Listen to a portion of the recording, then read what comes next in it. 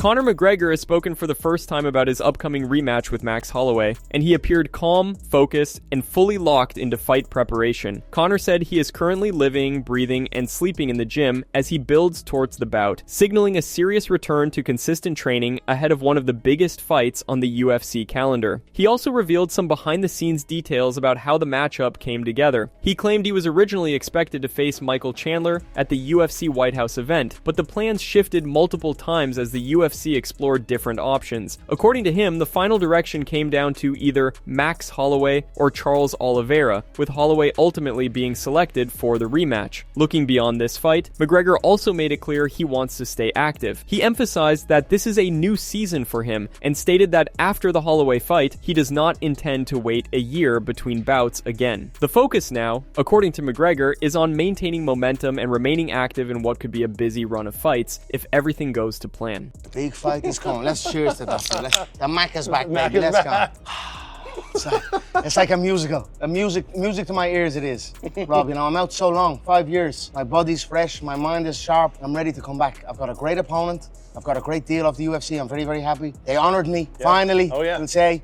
So, July 11th. And the opponent is a man that I have beaten before in Max Holloway. So he is an established fighter, an accomplished fighter, former UFC world champion, multiple time. So this is a quality opponent. Indeed.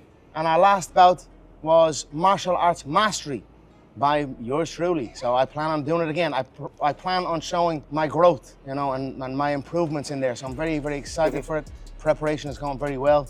We're living, breathing, and sleeping in the gym. Literally. Here we are. I live in the gym. I have a base here, and I have a base in my coach John's gym, and I go between them both. So training's going very, very well.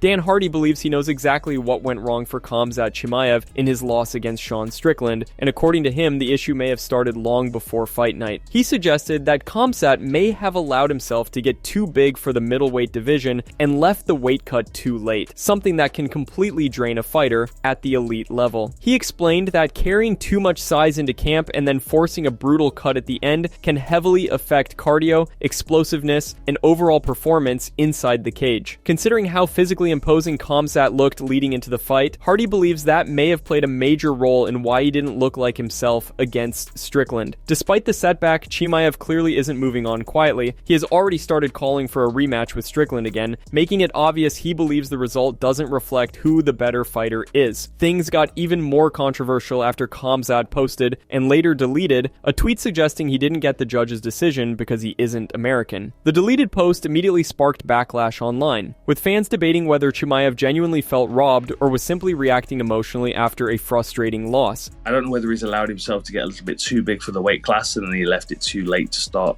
bringing his weight down. But he looked a little bit reckless to me, a little bit frustrated at times.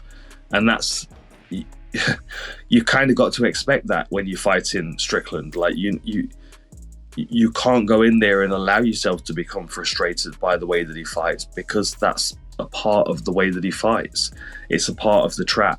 It's a part of what makes you overreach and miss, and a part of what makes you want to always go first, right? Because that's another thing that Strickland's very good at. He's very good at standing and waiting, and you go first, and he leans away, and it's just such a weird. It blows my mind. It's so effective, honestly. But that's the thing. He's got a confident but a patient game, and a bit similar to Nate Diaz. You know, it's like fighting an inflatable punch bag. You can never really get a clean shot on the top end of it because it just drifts away. Ilia Topuria has just completely snapped at Justin Gaethje after his recent comments and threats about changing his face and breaking him at the White House event. For months, Gaethje had actually shown respect toward Topuria, but things shifted this past week when Justin ramped up the trash talk, warning that he would go in there and do serious damage. That was enough for Topuria to respond in full force during a recent interview with a Georgian channel, where he completely snapped back at the interim champion. Topuria didn't hold back, questioning Justin's grappling ability and pushing back against the idea that he's some kind of unstoppable warrior. He argued that the public perception of Gaethje as an unbreakable fighter doesn't match reality, claiming that he has shown moments in fights where he mentally and physically breaks under pressure, and even referenced past examples to support his point. Ilia is so confident in himself that he is already looking past this fight. He has stated that after a win over Justin, he sees himself moving straight into bigger challenges challenges, naming Islam Makhachev or Arman Tsarukyan as the next logical opponents depending on how things play out.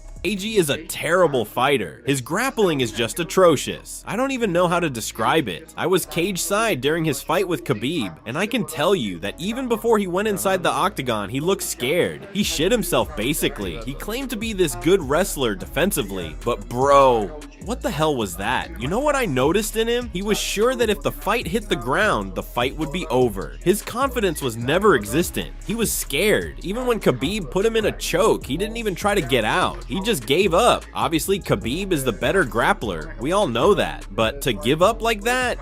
Pathetic. I wouldn't even give him a white belt in jiu-jitsu, to be honest. Even during stand-up, Gaethje was shelled up weirdly, like he was scared, you know? None of these fighters are on the same level as me. I'm different. If you're watching UFC fights, streams, or MMA content online, protecting your connection matters more than ever. NordVPN helps keep your internet activity private and secure, especially when using public Wi-Fi, traveling, or browsing online. Right now, you can get up to 74% off by using my link in the description below. It's fast, easy to use, and works across all your devices. One of my favorite features is threat protection, which helps block malicious websites, trackers, and annoying ads while browsing. And if certain content is restricted in your region while traveling, NordVPN gives you more flexibility online with thousands of servers worldwide. Check out NordVPN today and support the channel.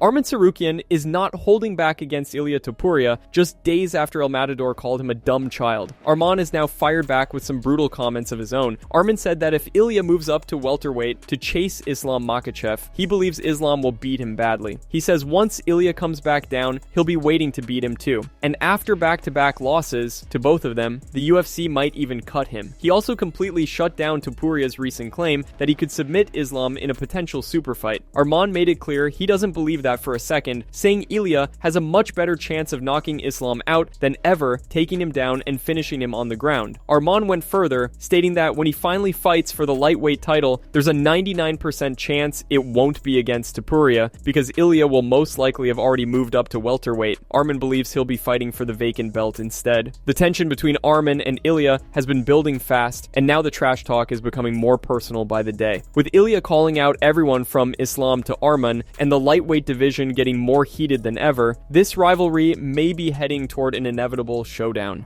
That's it from MMA Psycho. Thanks for watching. Don't forget to leave a like and subscribe for daily MMA news.